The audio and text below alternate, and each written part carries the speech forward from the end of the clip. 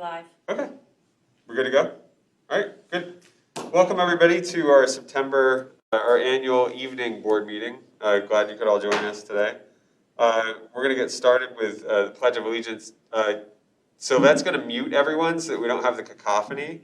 And as soon as we're done, I'll remind you and you can unmute so you can speak again. But it'll just save everybody's it'll save some respect for the flag, I think. I pledge allegiance to the flag of the United States of America, and to the republic for which it stands, one nation, under God, indivisible, with liberty and justice for all. Thank you. Thank you, Sylvette. Everybody go ahead and feel free to unmute yourself for roll call. Sylvette. Okay. Brian Dames, I'm here. Chuck Dicott, Mike Dowd, Frank Facciano, Present. Glenn Geisinger, Present. John Hayes, Here. Ron Heckman, Larry Hemberger. I know he was here. He's here, he's muted, okay. Jeff Matskin, I'm here. Glenn Reedman, Ted Rosenberger, Here. Mike Stershik, Here. Matt Turk, I'm here. Chris Worley, Here. and Tara Zrinsky. I'm here. We have a quorum. Excellent, thank you. Sylvette, do we have any public comment for today's meeting? We do not have any public comment at this time, sir. Thank you. I trust that everybody had the opportunity to review the minutes as presented in Novus. I would take a motion to approve those minutes as presented. So moved. Tara, I'll give a motion to. Get a second from John, thank you.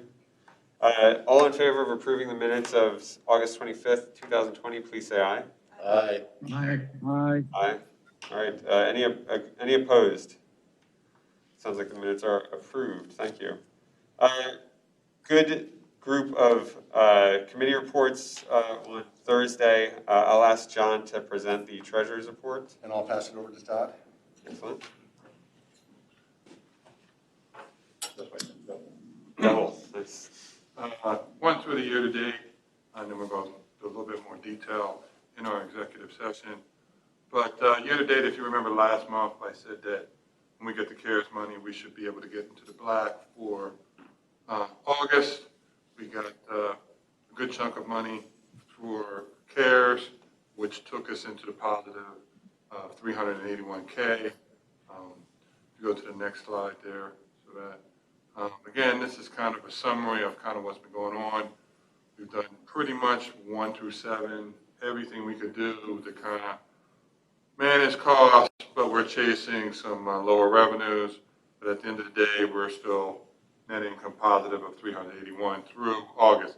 Now, one of the things that I want to point out is when we've been doing the CARES money, we did not accrue it. Normally you would accrue it because there were so much issues with what was going to be approved, what wasn't. So we did not accrue it until we actually received it. So it's cash basis for that. It was cash basis for that. So we got through July. We're going to be submitting some stuff. But again, that's an important difference to keep in mind because we could have said, oh yeah, we were positive, but we had so much issues with what they were going to approve. We just said that was a safer way to do it and be conservative on our financials. We received $2.3 million of how much in total CARES Act money? Total About 7.2. 7.8, something like that, somewhere around there. So Okay. when counting the county's money, I think it's probably close to 8. Yeah. Any questions? Continue, good job managing the numbers. Thank you, Todd. Any other questions for Todd? Good job. All good online? Okay, I would ask then that we accept the August 2020 Treasurer's Report as presented by Todd and John. So moved.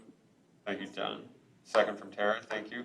All in favor of accepting the report as presented, please say aye. Aye. Aye. Opposed? Aye.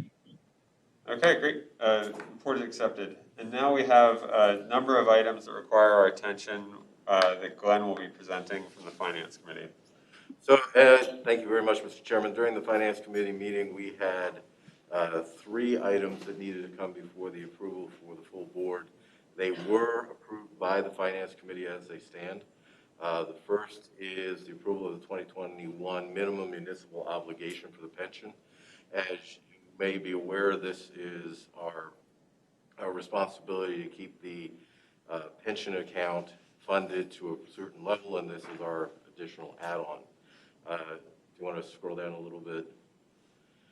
The total number is $775,336. Now, that's our direct contribution that we're proposing for 2021. That's the total contribution, counting defined contribution and the defined benefit. That's the total MMO for next year of 775 and change. So that is what we are asking the board for approval on tonight. Do you have any questions from anybody? Hey, Glenn, if I may, Go ahead. slide to that other line there, but I just wanted to kind of point out, because this was an unusual time, because normally we do our pension meeting in March. Right. We had our pension meeting kind of running hand in hand with our MMO. So we had all of our folks kind of talk about our presentation. We had our actuary, we had Oakmont, Wells Fargo, and then King Spry in here as well. So go down there to that.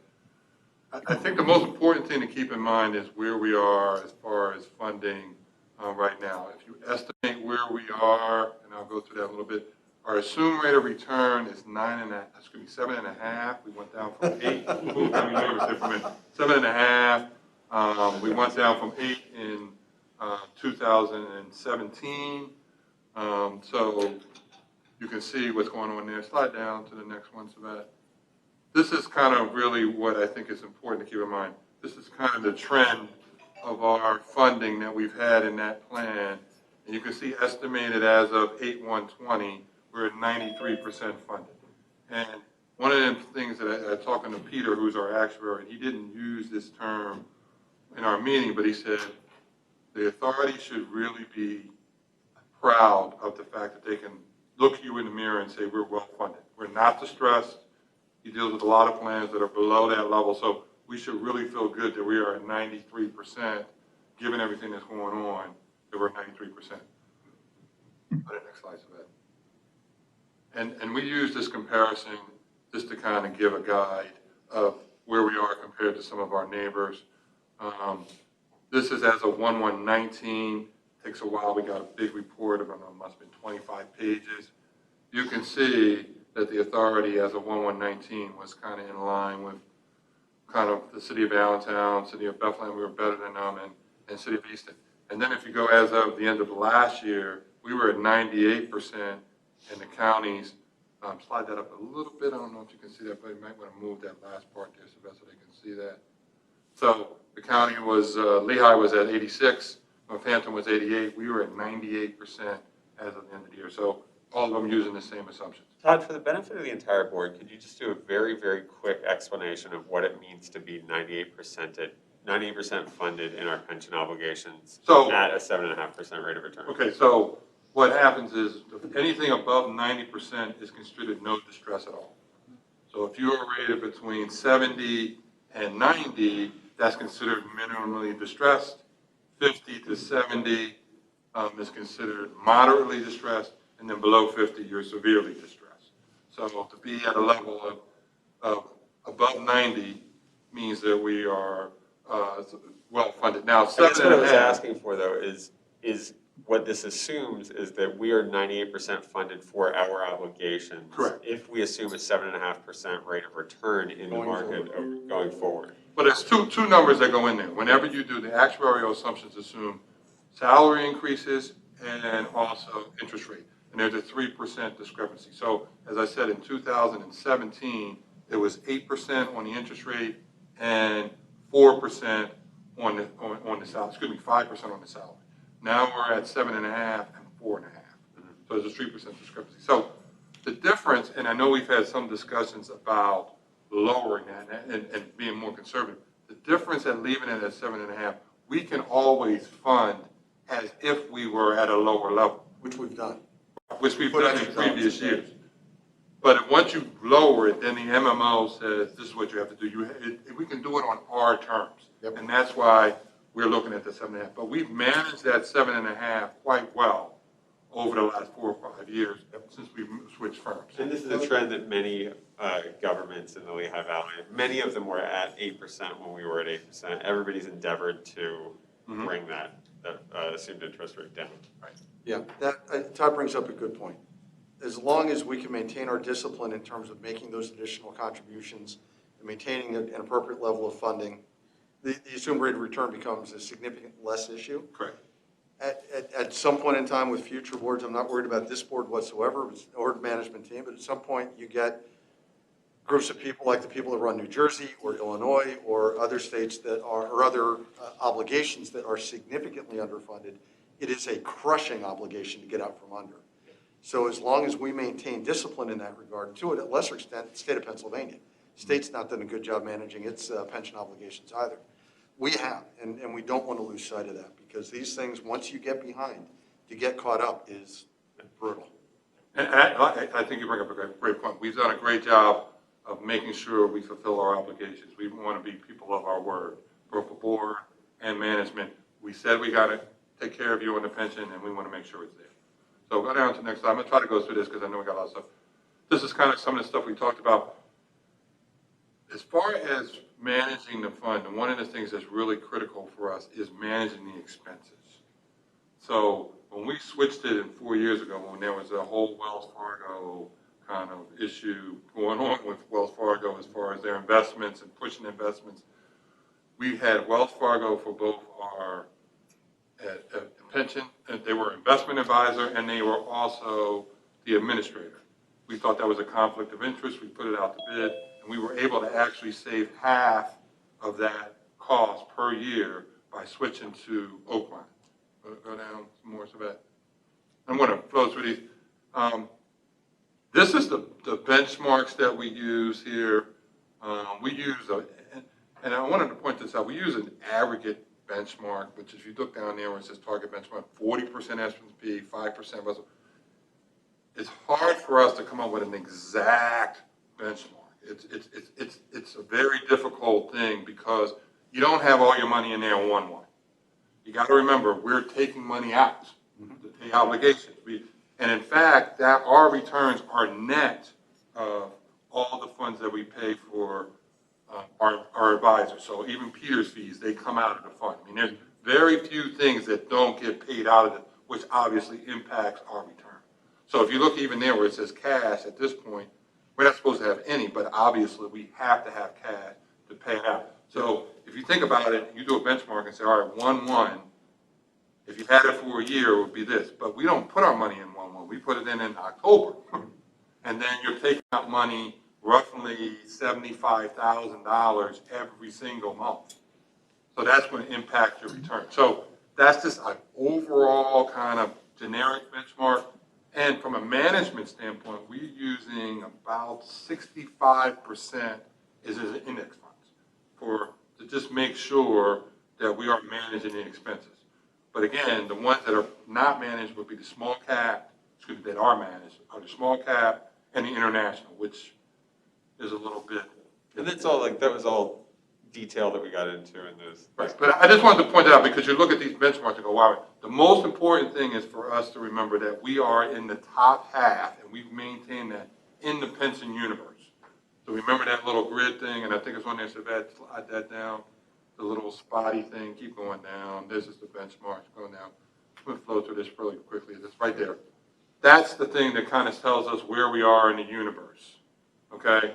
And we've maintained in the top third of the pension universe. So when we compare ourselves to others, that's the most important benchmark. I mean, obviously the other ones, because people like to see what's the benchmark, but it's hard because it's kind of a weighted number, and we don't put it in there to say, well, hey, we earned 10 there. How come we didn't earn 10? It's a very generic talk. So slide down. I think that's the main things I wanted to point out. You can kind of see where we've been in the top third quartile. You can kind of see over the years. Go down. You have the chart, Todd, that I'd referenced with the questions. You're answering the question that I had asked the judge about for executive session. The reason for the question was when we looked at our performance against the benchmark. Would you go back to go back some so bad. I think a benchmark there. Go back some. One more slide. one more on top of that. That's the one he's talking about here, where it says, trail, right there, you can see 5 years, 8.5% total union. Yep. And I just put the one up because they're pretty much identical. Union, non-union, they're almost the exact same. So my question was, looking at this chart, could we, rather than what I consider to be actively invest, can we just buy an index fund, match the index performance, save money on the fees because it would be cheaper? Right. And actually perform better? Sure. I would only ask that we explore whether or not there are index funds, because we can rebalance at any time we want. Mm-hmm. With the withdrawals, we can go through a rebalancing process on a monthly basis, so we maintain Mm-hmm. that index match. Yeah. And we've done a good job. So this is not a criticism that we've done a lousy job. Mhm. We should find a better way, because you're right, it's performed well. I'm just wondering if there's a way for it to perform better by trying to more closely track the investments in the index than we're doing currently. Well, So I'm not sure. I figure it's worth a conversation. No, I hear what you're saying, but if you go through this, and there are extra packets in case anybody wants to grab them. Those are available. Right. And they're also online. PDF online. But you can honestly see there where it says the Vanguard 500, that's kind of matching our large cap because we're using that. Again, go to the next one there, so that I don't know, and that kind of breaks out some of the other things. One more, and there's one after that, I think that has the, this is the fees that really you get into what you're talking about. Yeah. So if you look at we're only paying a flat fee Mhm. for them. So, and that came out to about 15 basis Yeah. points. Like I said, this isn't a criticism No, of no. them performing poorly. This is a question as to No, whether. no, without question. Yeah, because every basis point we can squeeze out means I talk to you less about decreasing No, we're the on rate of record. return. So I just wanted to highlight those things. I'm not going to go through everything, but I think it's important because this year was the first year that we had the MMO discussion and the pension meeting at the same time. So I apologize for And I it. actually liked having them both at the same time. I thought that worked well. Yeah, I agree. It was damned exciting stuff, if you're interested. I know a lot of people tune out with, I know. And leave that up there so that, I mean, this is kind of the total down there. You can see 775, but the history of the plan and see where we were in 2016, what we were paying on the MMO. And we're over over twice as much as that now. But again, some of these things are going into what we talked about as far as managing the pension plan going forward to kind of manage those costs. I mean, in all honesty, I think the team has done an excellent job with management of these costs. I know that particularly now it's important. And it's good to be held in that high regard and to be in the right universe with this stuff. Yeah, if I'm coming across like I think it was poor. No. Yeah, you guys have done an outstanding job in digging out from holes and working through things, maintaining, you're right, the obligation doubled in the span of a few years and handling everything. There's a lot good going on. No, I appreciate the questions because that means that we look and make sure we're all on board because that's what your responsibilities are as a board member. So no, we appreciate that. Okay. I'll hand it back to the committee chair. Thank you very much, Mr. Chairman. So after that much more detailed discussion, do I have a motion to approve the 2021 MMO obligation for the pension as presented? So moved. So moved. A second? Second. Seconded. All in favor, say aye. Aye. Aye. And any opposed? Thank you very much. Dan, Yes, Larry Himberger, I don't know if you could hear me or not. Yes. now I can. I abstain because I receive a pension from the airport. Okay, thank you very much. We'll note that in the record. Thank you, Larry. Thank you, Larry. Larry's part of the continuing burden. I want to thank each and every one of you for taking those Larry, time. you're invited to join us at the next board meeting and appropriately punish John for this.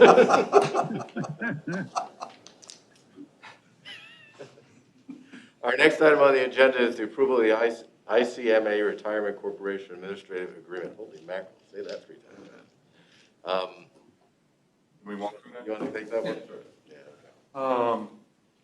If you remember in 2019, we did the RFP to switch from Mass Mutual, our current defined contribution provider that we're using, and this is, and an RFP, we awarded it to ICMA, was pretty much a household name as far as municipalities for managing the defined contribution plans. So this is just a formal agreement. It was all done by RFP. This is a formal agreement which has been reviewed extensively by both pension counsel and the judge, our solicitor. So those are the red lines in there. But again, it's just a formal agreement of what was we had already did with our RFP. And the plan is supposed to be online, I believe, November 9th. That will be the last day when everything's over. We did discuss this in detail at the Finance Committee meeting. Is the judge on the line? Yes. Yes, I'm on. Your Honor, do you have any additional comments? Well, I went over the agreement, and initially there was a question about a provision in there that would have required the airport authority to indemnify ICMA, and we negotiated that. Todd negotiated it, and so it's now been resolved. We no longer have that obligation, and it's out of the contract. So that's one area that we improved it on. And there was also an evaluation of this by pension counsel, as Todd mentioned, and it met with her approval as well. Okay, great. Thank you. Appreciate it, Judge. All right. Are there any other questions or concerns from the board? Hearing none, then I will ask for a motion to accept the ICMA agreement as presented. Moved. I hear a motion and a second. All in favor, say aye. Aye. Aye. And if I have any opposed, by the same sign. Hearing none, thank you. It moves unanimously. Final item from our Finance Committee is the approval of the plan amendment for the non-union pension plan. You want to take this? You want me to take it? This is pretty much a simple plan. We're trying to get the plans to mirror each other. This is basically, we're going to take the last 5 years to determine the pension benefit. It'll be based on the best 5 out of the last 10, consistent with what we're doing on the union. So we're just mirroring the plan. What was it before? Oh, was this the last 5? Okay. And that's the best 5. Not, well, it's the best 5 out of the last 10, yes. Most of the time it is the last 5, but that way you have those awkward situations it'll cover. Does anybody have any questions on this? Again, we discussed this at length in the Finance Committee meeting.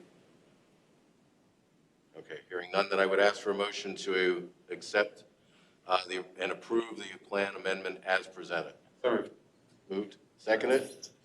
Seconded. All in favor, say aye. Aye. And do I have any opposed by the same sign? All right. thank you, Mr. Chairman. Thank you. Thank you, Glenn. Appreciate it. I would then ask Mike, we have one item for approval from the Business Committee. Could you walk us through that or ask, it looks like Steve's going to walk us through that. I think Steve will walk us through that. He did an excellent job at the Business Committee meeting. Thanks, Mike. Thanks, everybody. Todd almost tripped me. This is a bid for our fire protection and suppression systems inspection and testing. We do this on an annual basis, so we'd like to do a 4-year contract beginning October 1st through September 30th, 2024. Really, it's a company comes in and inspects every one of our fire suppression systems, which is sprinklers, clean agents in our data rooms, foam in the hangars, and then all the smoke detectors, smoke alarms, all that stuff. It's about a 3-week project. All the folks doing the inspection are certified to perform those inspections. We want to make sure they understand how these systems work before they start pulling wires or setting off alarms. The total annual pricing for the inspection and testing is $26,182 per year for a total of $104,000 change over the 4-year contract. And then they do have some hourly overtime and the holiday rates included in this because they are our on-call service providers also. So if we need maintenance done or emergency service, we also agreed on these prices. We did use PennBid this year for this, which we did get significant response. We got 6 responses on PennBid, ranging from 104 as the lowest bidder up to $175,000 for total contract pricing. So we'd like to award the contract to Keystone Fire Protection Company. They were the lowest qualified bidder. So we have a motion to approve the contract. Make a motion. We have a second. Second. All those in favor, please say yes. Yes. Yes. Great, thank you all very much. Thank you, everybody. Thank you, Mike. Appreciate that. I will now turn to our director, Tom Stout, for this month's director's report. Thank you, Mr. Chair. So this month, we did release a traffic report for August showing a 72% decrease in our passenger traffic. Again, looking at cargo, air cargo growth year-to-date through the end of August, 22% increase. FedEx August growth year-over-year, 40% increase. So again, cargo continues to perform well. Our month-to-date September passenger traffic is averaging about 61% below last year's levels. Again, we normally see that after the summer season, our traffic drops off in September. So closing the gap, not really a lot of increase in September travel at this point, but again, comparing to a little bit of a lower benchmark last year. Since our last regular board meeting, which was on August 25th, a couple of things to point out. On September 9th, we did have a special board meeting, and at that meeting, we did accept 4 federal grants from the FAA, about $10 million worth of grants for ABE and for Queen City Airport. On September 15th, we did release the 4th issue of GA Today, our newsletter for everything general aviation was distributed. On September 19th, our Airport Authority Police Department responded. They assisted Whitehall Police Department in response to reports of an active shooter event at Lehigh Valley Mall. So I do want to thank our police department for their response and assistance to Whitehall. On September 21st, we closed our short-term parking lot, and that's all part of a project we awarded this summer to rehab the parking lot and replace a lot of equipment there for our parking access and revenue control. And that work is ongoing, should be completed around Thanksgiving timeframe. On September 23rd, the Lehigh County Commissioners approved $250,000 COVID relief funding for the Airport Authority, so we appreciate that from Lehigh County, matching funds received from Northampton County earlier this year.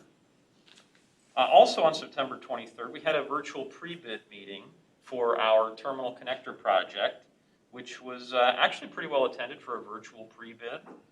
We've had 34 different companies represented for that connector project, and bid submissions all have to go through penbid.net. So again, using the same platform that Steve mentioned earlier, bids for the terminal connector project are due October 30th. On October 1st, this Thursday, the Airport Authority is holding an interactive general aviation session to focus on Braden Air Park. So working with Colin and the team to coordinate with LVGAA and some of the groups there to talk a little bit more about Braden. So when is that one again? Thursday, October 1st. What time? 11:30? Okay. I'll send out more information. I gotta send the link out after this meeting. Thanks, Colin. And just because we wanted something else for October 1st, Delta will resume their Atlanta service. That deserves a round of applause, but keep your hands ready. And United will resume their Chicago service, right? From ABE, beginning October 1st. So the Atlanta service is 5 days a week, 1 flight a day. And the Chicago service is 7 days a week, 1 flight per day. That's great news. So happy to see both of those back. And October 5th through the 10th, we are planning our Customer Appreciation Week. Obviously, with masks and social distancing, going to be a little different this year, but it's going to take place at all 3 facilities. So excited to thank the customers, particularly right now, and let them know how much we appreciate their support. So with that, I will conclude the public portion of my report and can conduct the rest in exec session, Mr. Chair. So Thank happy you, to Dan. answer any questions. Thank you very much, Tom. Does anybody have any questions for Tom? John? Just got one question. FedEx up 40%. Do we have any idea what capacity they're operating the facility at this point? Do How not. much additional freight might be out there we could capture? No, we do not. I know that they're really moving a lot throughout their networks right now. Oh, yeah. So there's a lot of shuffling happening, but I'm not sure we have a sense of capacity and how much capacity they have left in the I facility. figured we wouldn't, but I figured I'd ask anyway. Appreciate I it. can't That's a imagine good they would question. be willfully sharing information like that. Probably not for public consumption. Yep. Does anyone else have any questions for Tom? No? Great. Thanks, Tom. Judge Friedberg, do you have anything to report from the solicitor's chair? Well, the solicitor's office continues to perform its routine tasks that are assigned to us. We evaluate contracts and right-to-know requests and so forth. But I don't have any significant matters other than the routine to report at this point. Thank you, Judge Friedberg. Sometimes no news is good news. Hey, Matt, Yes, Doc Brian, go ahead. Was that Brian? Matt, Glenn Reedman. Oh, hey, Glenn. I had a question for Tom before we go into executive session. Sure. Okay. Tom, you said Delta is starting one flight a day to Atlanta. Do they expect to increase that? Well, that's the million-dollar question, Glenn. One of the things that's also happening October is they are adding a third daily flight to Detroit. So they've maintained Detroit service, but they're adding a third daily to Detroit. At this point, we don't see anything additional in the schedule for Atlanta in terms of increasing frequencies. But as Darren mentioned in our air service update this month, you know, those airline schedules are very dynamic right now, and maybe 4 to 6 weeks out. 6 weeks is stretching it. Used to be 6 months, but you know, it's pretty dynamic. So it's difficult to say how long term we're looking at this level of service. We're certainly happy to have that Atlanta service back, but I don't have anything in the schedule right now, Glenn, that indicates any additional changes that we can really hang our hat on. And what flight are they scheduling daily? Is it their 6 a.m. flight? Timing-wise, do we have a time on that? Afternoon, I want to say it's 2 o'clock or something, if I remember. It sounds like early afternoon. We're looking at about 10 o'clock, but we can get you a specific answer on that. Okay, but they're only going to do one flight a day as of now to Atlanta. Correct. One flight a day, 5 days a week, no service Tuesdays or Wednesdays. Okay, thank you, Tom. You bet. Thanks, Glenn. Does anyone have any new business for the board?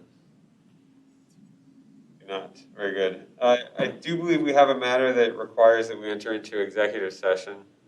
Judge, would you like to describe the idea? Does this relate to a real estate matter? Is that what we're talking about? Yes, sir. Okay, it is the topic that we dealt with in executive session at the executive committee meeting, and it is appropriate for an executive session of this board meeting because it deals with a pending potential real estate transaction. So that is an acceptable matter for an executive session. And also, I believe there will be an information-only session from Mr. Stout. There will be no deliberation or discussion with regard to the matters that he submitted, purely to provide information. That, too, is appropriate for executive session. Very good. Thank you, Judge. I would ask for motion to move into executive session. Glenn, I'd take a second. Second. Thank you, Kara. As soon as Colin gives us the word, we will enter into executive